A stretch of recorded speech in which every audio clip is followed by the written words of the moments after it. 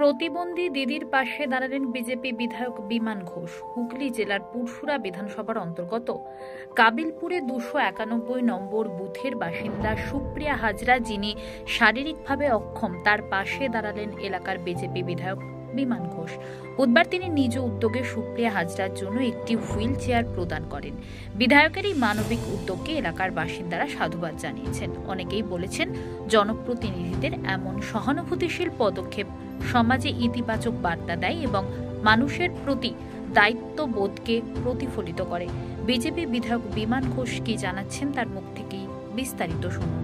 পুরসুরা বিধানসভা কাবিলপুরে আমাদের 291 নম্বর বুথে এখানে একজন আমার এই বুথের বাড়ি সুপ্রিয়া হাজরা, দিদি হাজরা।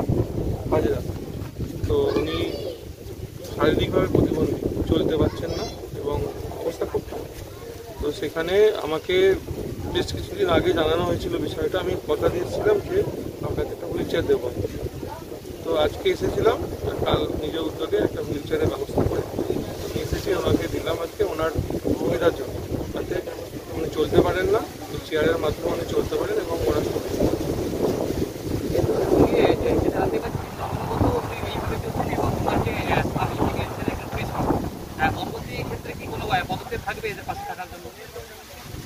দেখুন, এখন তো আমরা গভর্নমেন্টের নেই, আমাদের ক্ষমতা সীমিত।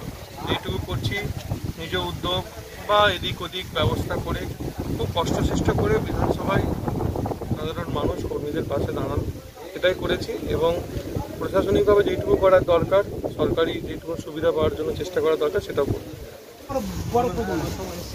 বন্যার সময় মানুষের কথা শুনতে হবে।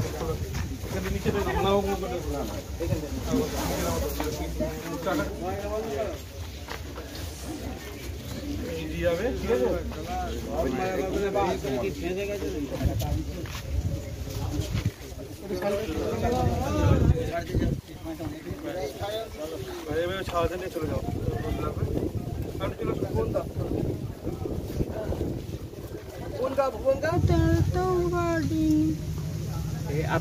আপনি কি বিবাহিত? বিয়ে হয়েছে? কটা ছেলে মেয়ে?